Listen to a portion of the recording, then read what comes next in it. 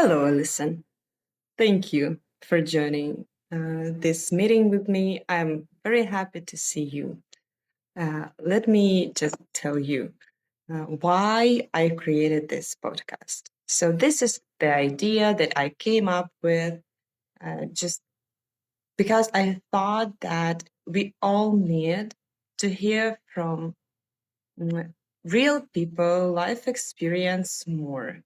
Um, someone can say that okay, there are some famous people, but there are heroes in our own lives, people whom we learn from, our relatives, our coworkers, and in my case, today I have you, and you were my former boss. You were my manager, and we met when you were also my hiring manager. And working under your leadership um, brought so much strength to me. I really experienced what it means to work in a safe environment. And I want to share this with other people who may be interested, or at some point of life, they're thinking that, okay, are there some good stories of a career that was done by a woman, and she also had a chance to combine other roles of her life. So for me, your experience of a woman who managed to have children, strong family, and also achieve success in her career. So let's begin. Well, can I just start by saying thank you very much for inviting me along today. It's an absolute honour, especially coming from you. So yes, thank you very much. Just a short a background about how we met and what that meant to me as well. So I came from Ukraine, and 3 years ago, there was a position open for Medtronic for a specific project. This was my first iteration of searching for a job in Europe because this was my first year after the invasion. And I found myself in a new country in Prague, in Czech Republic, not knowing what to do. And what I had in my pocket was my education, my several projects that I did during my very long, more than 10-year maternity leave. And at that point of life, I was so insecure and not feeling professionally strong to be able to find something out there in the big European world. And here came you with the job interview that somehow I managed to pass. To pass. I have a first question. As a leader of a team of a woman, which is fantastic, when you look into CVs and you can see that there is a career gap, or like it's obvious that there was not a long life career path, is it scary for a manager to give a shot to such a candidate? Or the next part, why weren't you scared of that fact? Great question, and yeah, no, with pleasure I can explain this. So obviously, you can see a CV on paper, and absolutely, you've had some interesting experiences with journalism and some of the roles you've done before your career break, and then you've done like you said, a few bits and pieces during that. The role that we were advertising for was something. It was a contract. It was something we hadn't done before. It was a big problem that we had to fix, and we needed some talented people to come in to be flexible because, again, it was a bit of a learn as you go type role. Um, and something, yes, obviously, inspired me about your CV. I could see the gap, but I was very happy to say, what harm can it do to interview you? Let's go for it. And I was not wrong. The thing that triggered my interest was absolutely there in the interview as well. Again, as a mother, I know, combining some career experience with motherhood, many of those skills are absolutely transferable. The problem solving, the being tenacious, the getting stuff done, combining lots of different things, all of those skills I could see, and you explained very well that you had in spades. So was more than happy to give you a shot for what we knew was a challenging role. That we, like I said, we're not done before, and we needed somebody open-minded, and you absolutely rose to that challenge. So never did we look back. Yeah, but I think that this is the bonus of having females in leadership as well. So having your background, being a mother, having this experience of combining those roles during your growing as a professional, definitely give you this scope, which in my head it was like, okay, if I can sell this somehow during the interview, maybe I will gain this chance. And I really felt, mm, as a fresh from the university student at that point, even though I was 35 years old. And I think that this can be relatable to so many women that are now and this, on maternity leave at some point, or for younger ladies who are just entering the workforce. Would you please share your experience, how you started your first big job?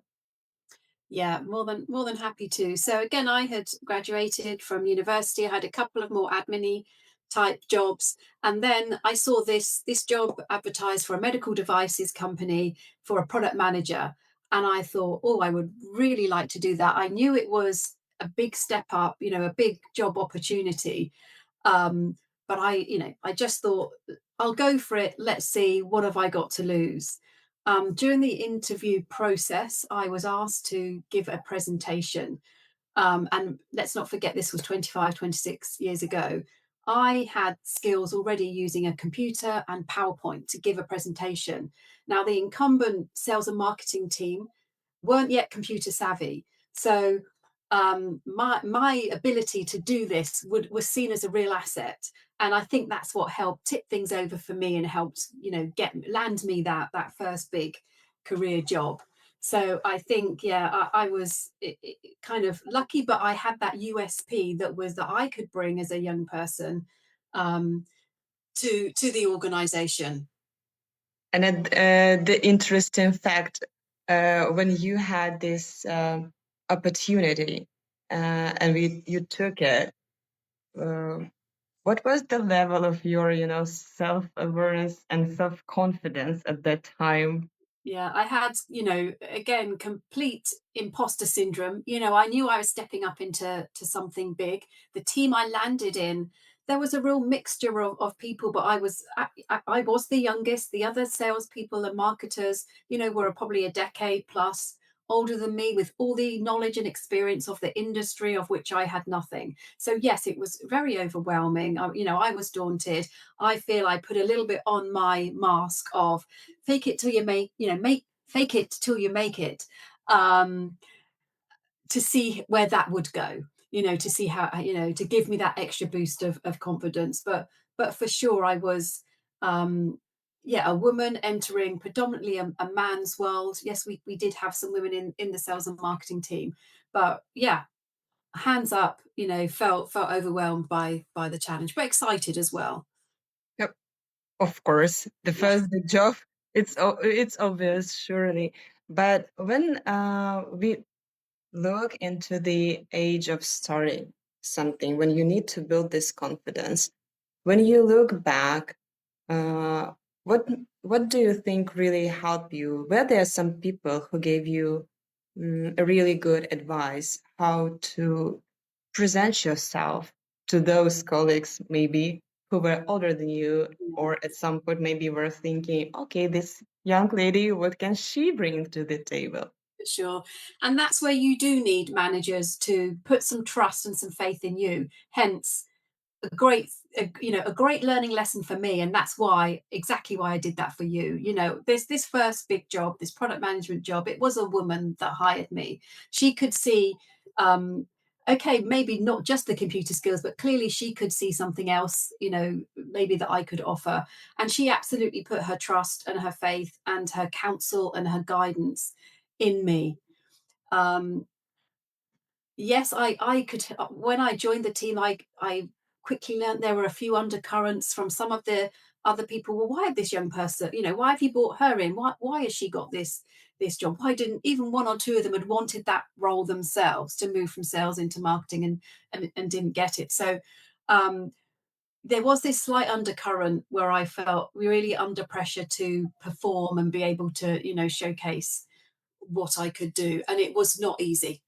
I'll tell you that.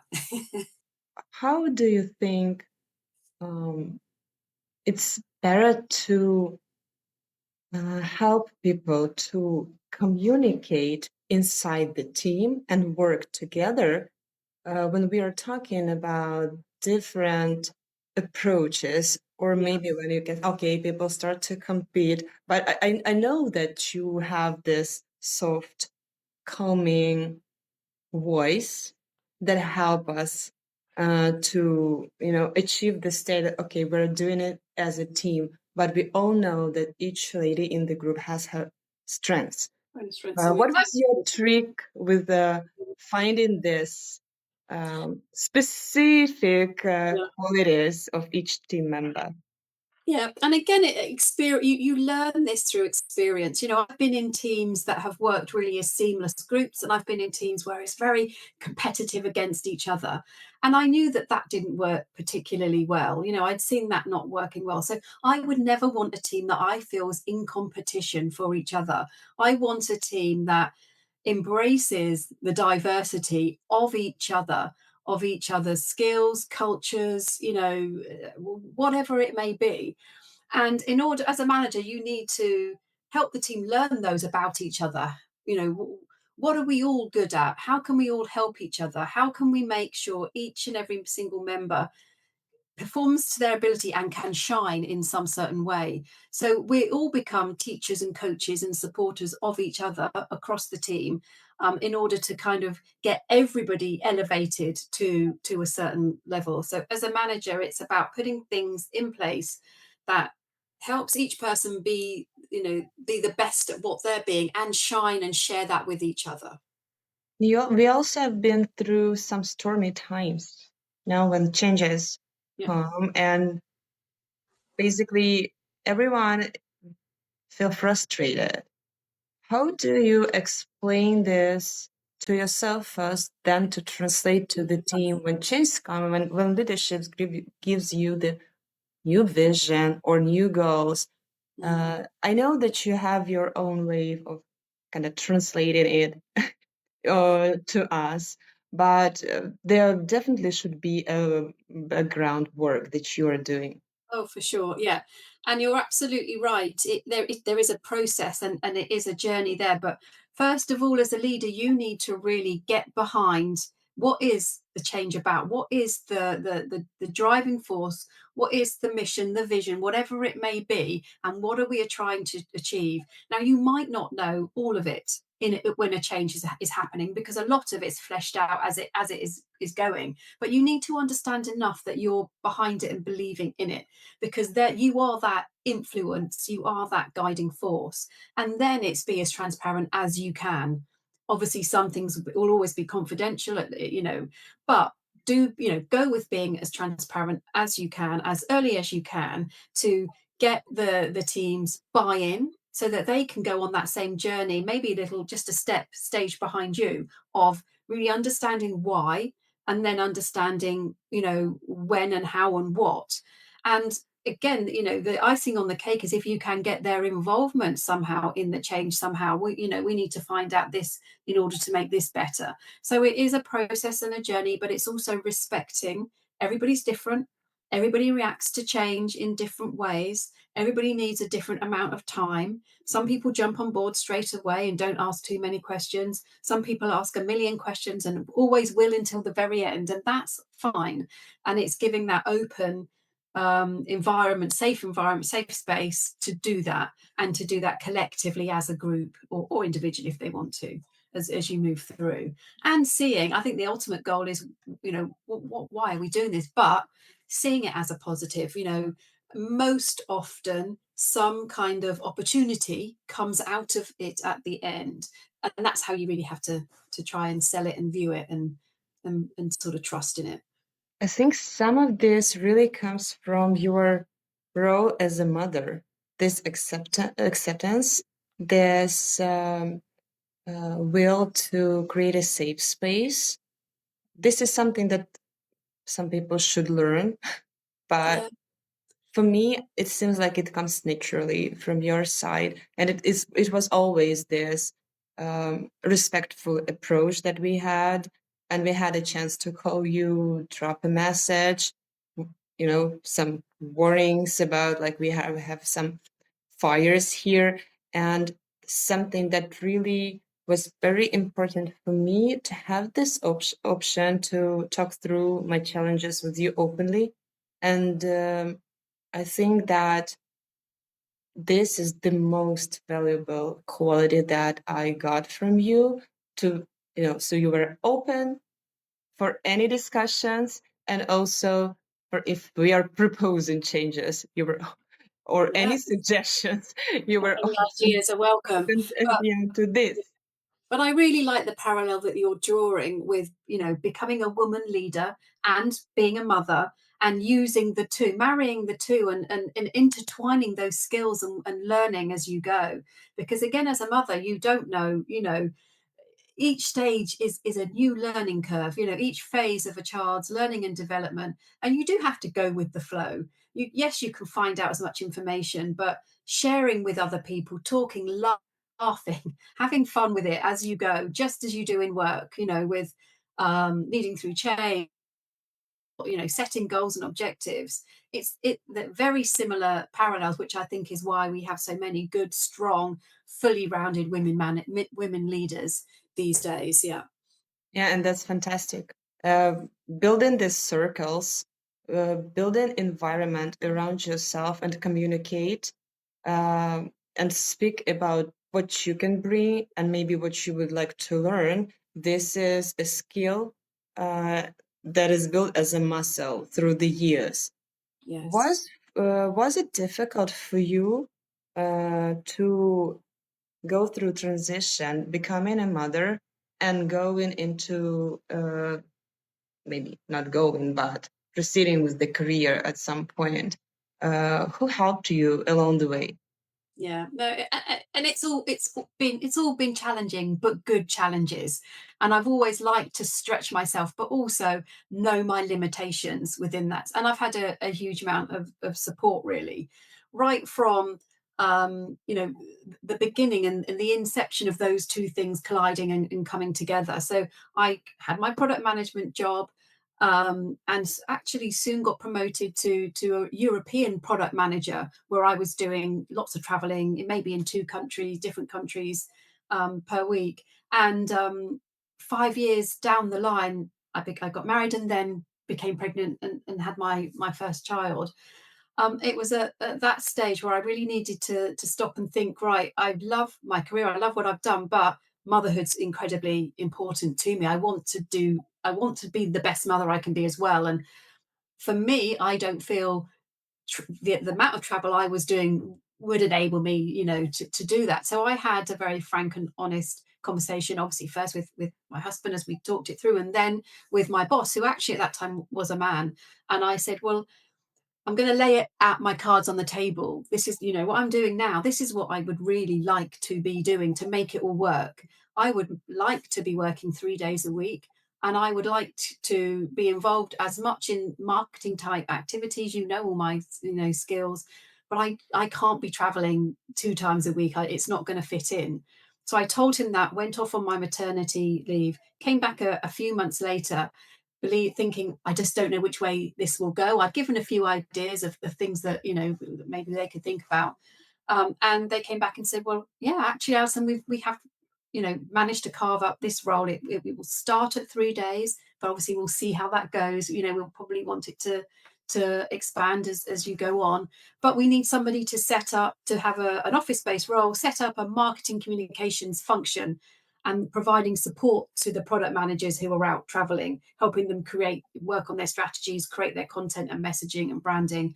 And we also need a compliance expert, someone to really understand how we, legally and technically can be communicating. Would you be interested? So I believe I was very lucky actually, because it could have gone either way. But I was lucky that that opportunity was crafted and created so I could come back to work. Um, 3 days a week. My husband was very lucky too. He works for the NHS, the National Health Service. They allowed him to do 4 long days and have 1 day off. So between us, um, we had my mother's help 1 day a week as well. So my first child, baby, only needed to go to nursery 2 days a week and was looked after family members for other days. So we kind of had this perfect scenario. Really, very lucky. But I like that you say lucky, but it comes so natural, for you. But in reality, everything starts from you being honest with your manager at some point. Yeah. Let's put the you and your partner conversation aside, but to keep the opportunity to proceed with your career, you showed up and you were honest about, okay, these are my limitations. First, I think you had a conversation with yourself as well of what I'm actually What are my capable of. limitations? Yeah, and that's a very smart and at some point, especially on the early stage, and maybe not on early only, you're trying to do everything, to cover everything, never say no, because we're scared of saying no, Yeah. not in person, but in work life specifically, carrying too much. At some point, it can be really like a very sensitive situation, but this is impressive to me how honest and bold at this point you were. Yeah. This can be a good, It really was, learning yeah, curve. because really I was only 5, 6, 7 years into that job, that role. And I had at the beginning, struggled with huge imposter syndrome, and feeling I had to overperform to show my worth. I had to work long hours. I had to not only do all my jobs and projects, but volunteer for additional, help other people, constantly deliver. Um, and put that pressure on. So yes, at that point, I still was, if you say, developing my skills of really speaking, showing my vulnerability and being honest. That was hard to do, but actually, boy, did it pay off. Because yes, you're right. It brought me the right balance at that point in time. Definitely. And this is something that I think can be also passed to your daughters as they are soon going to start their work life as well. Yeah, like it's uni for now, but of course soon. So, and whatever it takes a woman when you really want to perform a best of yourself, but we all have these limitations. Mental and physical capacity is there as well. Wondering if you had through the years, if you had female leaders or man leaders, someone who um, help you to build the Alison that we have today, who taught you. Yeah, and I want to call on two different leaders actually. The female leader right at the beginning of my career, who, and I'll tell you that story. But then a male leader who was very, very opposite, but helped me shape some different skills. So first of all, the female leader who hired me, who gave me this product management big job opportunity, where I really felt I had to step out of my comfort zone and put on my big girl pants. I felt very overwhelmed, but I wanted this role. Again, she trusted and saw something in me and giving me that opportunity. Um, she was able to use her emotional intelligence, I think, to spot some opportunities, spot some skills in me, but also help guide the rest of the team and set the right tone. At my point of joining, I think the rest of the team were slightly again, questioning why bring somebody so young and so new into the team. um, and sort of maybe challenging that. But I think my manager took exactly the right tone.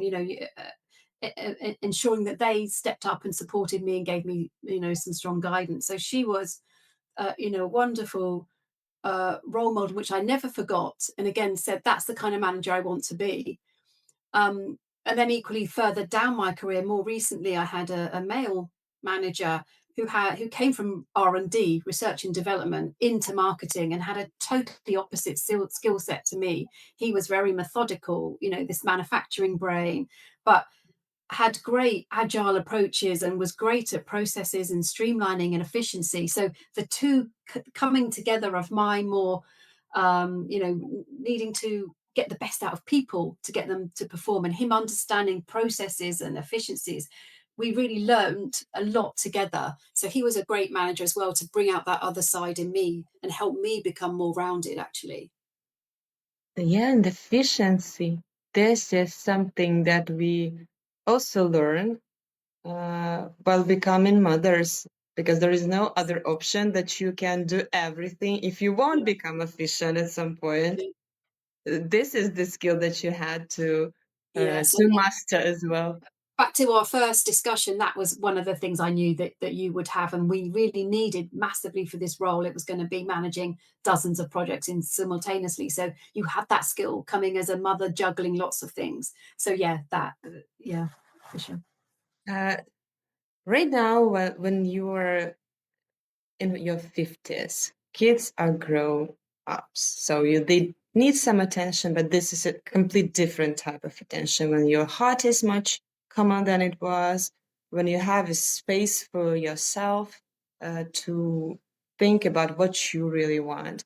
Uh, Thinking retrospectively, do you think you can give yourself, the younger self, an advice?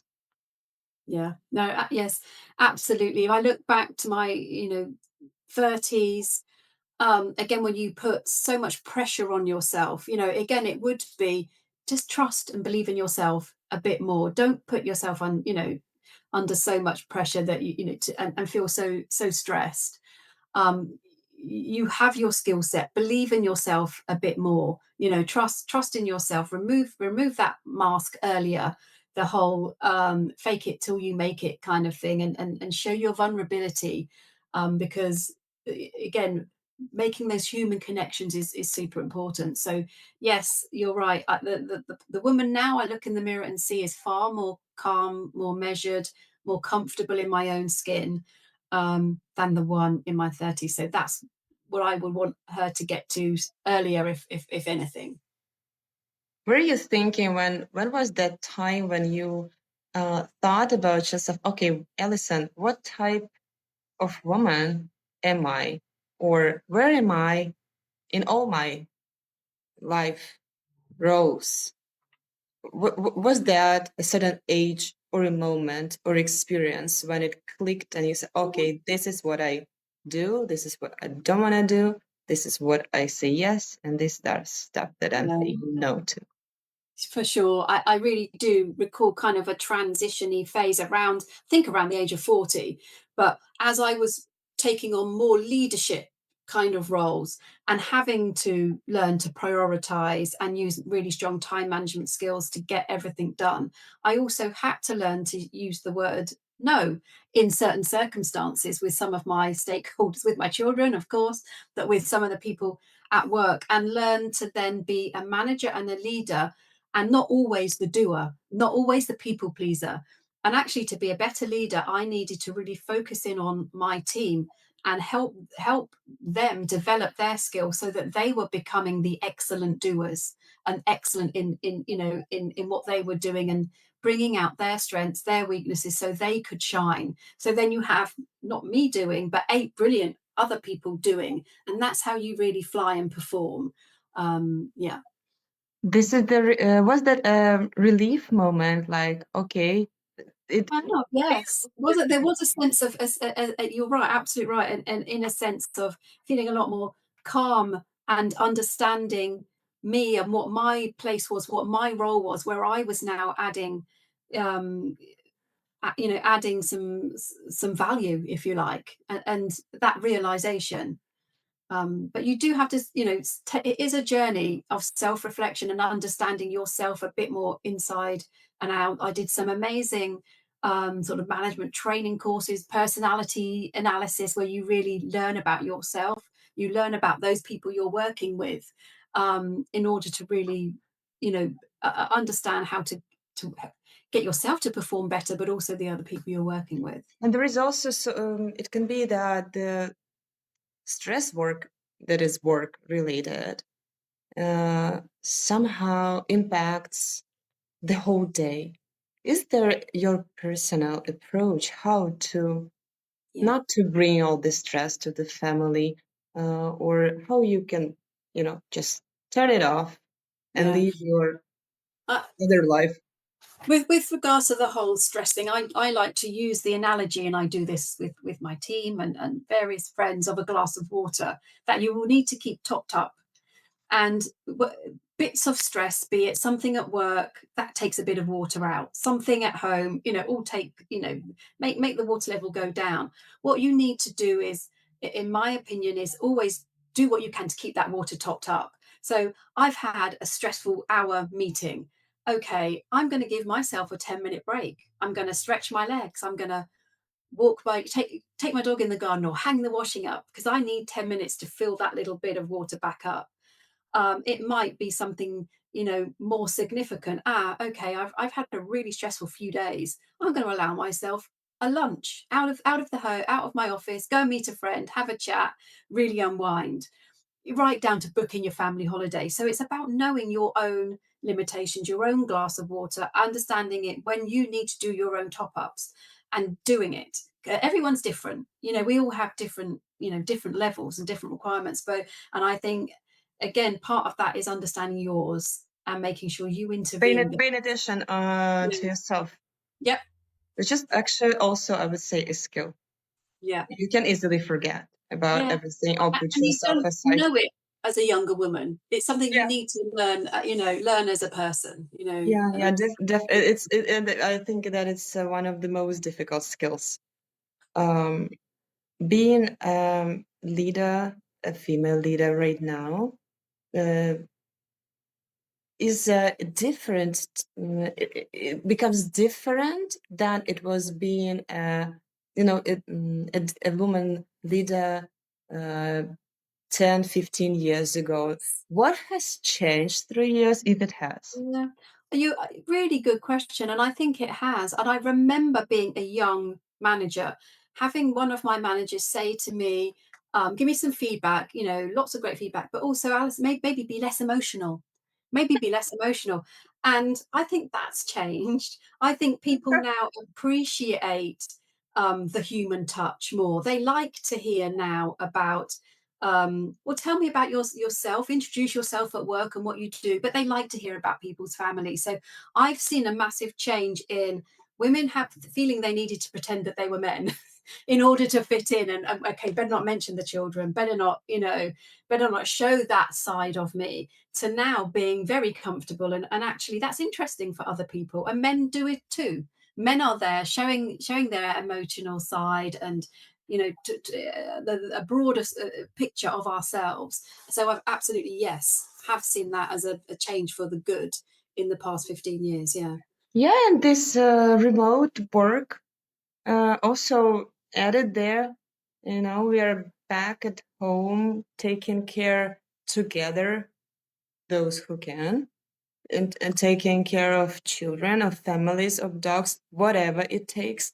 But at least you have this option to look of what you have at home, despite just the fact that you're going outside, especially for men. I would say this is very useful Yes. experience. Again, I think COVID, as terrible as it was, has brought a real change in work-life balance. People have really seen, that is super important, women and men. And it's been so nice to see men having a bit of time to step up and get even more involved in the family. I had a man in I was working with, um, do I mind moving my our 3 o'clock meeting to 4:30 so he could pop out and do the school run and then come back and continue working and be more hands-on as a father? And of course, yes, more than happy to support that. Why not? So yeah, that's been one of, again, another nice result of some of the changes. This idea of being a creator of your own space, life, marriage, and career, and to think all about this along the way, making some steps to achieve the goal, basically leads you to the point where you are now. And this is something that I really want to think about. What can I do to achieve this balance? Even though at some point we are so frustrated that I don't believe in any type of balance, but it's time to time, storm time to time. Still, you have to take this step and create this space for yourself. I would say that this podcast gives me a chance to express myself in a different way. I don't know where this may lead me to or not. I just wanted to enjoy this conversation. Uh, Now, when we don't have this organizational chart between us and we can talk as a woman to a woman, I'm so happy that you joined, that you shared your story, that you shared your experience. For me, working with you was very God, I'm not sure that I can find this word, but it's the next level of comfortable when it's more to the finding your mentor. When I was listening to you, our one-to-ones were set in a way that I had the understanding of being heard, and having a safe space to share. It was very important to me to express myself honestly to a person who's my manager. And this is all the safe space to grow at some point. That now I can basically, okay, decide what I want to have a podcast or anything else in life. Yeah. Because at that point, 3 years ago, I thought that I was in a shell, not knowing basically what can I do here. And thank you very much for giving me the chance. I'm really grateful for this. Thank you. It's my pleasure. And I think, again, that was one of the big learnings, being a leader and having that privilege. It is listening, giving everybody time and space within who you work with to be themselves, to express themselves. Everybody's so unique and has so much to give. And being a manager that just takes that step back, that listens, that learns. Wow, I've learned, that I had a team of 8, 9, 10 really unique people with so much different things, diversity, different things to offer, to share, strengths, weaknesses. And by allowing a safe space, anybody can say anything in the group, with each other, with me, whatever, is the best way to get people to perform as one, not in this competitive, against each other, as we've said, but perform together as one strong unit. So that's been an absolute privilege. And I think, yes, the other thing is, so much has changed in the last 20, 25 years. Technology has been a key driver to that, to really allow us as women to be a lot more flexible.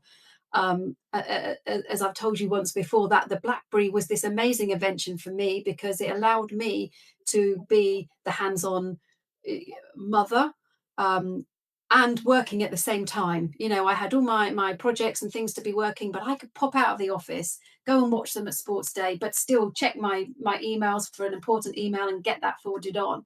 It allowed me to be the mother that could do it all. And so now we have more choices available. What we need to do is just jump in and test the waters, have a go, take some brave steps, because you never quite know where it's going to go. But yeah, no, thank you very much. It's been a privilege. Just one last question regarding the evolving AI right now. What do you think of it? What should we, no, what you would do as a leader, as a manager, to use AI but still keep human beings able to perform? I mean, I'm having a thoroughly great time learning to use AI and learning to become a lot more specific about my prompts, what I'm putting it in to get out an even better result. And giving it more information and feeding and asking for scenarios to get out exactly what I want that is more personable. So you're giving it the human touch by saying, I can say, could you write me this, or, write me this email or make it sound better. But then if I ask it a few more questions, how better, funnier, more, less formal, or, uh, you get a better and better result. So it's a wonderful tool. It's, it can really save you time. It can, give you lots of ideas, but it absolutely needs that human touch. And we can tell, you know, when things have just come from a computer, or when they've maybe come from a computer and been manipulated. So I think it's still for many years going to require both of those things. So yes, use it, have fun with it. Again, it's another tool at our disposal as women to help us get our jobs done more efficiently, quicker, smarter. But yes, it's always going to need Yeah, us. and definitely maybe at some point gives us more space to train our creativity, because this is something that this is the only thing that can stay with us. Yeah. Exactly. Yeah. Thank you very much. I'm really happy that you joined us, me, Maria, and some of my future followers. I thank you so much for being honest and shared your stories here. I'm sure that it's a good chance for me to think about my current situation, and for somebody else to think of what can be changed for better for them. Thank you so much. My pleasure. It's been an absolute pleasure. Thank you very much, Maria. Thank you for inviting Thank me. you.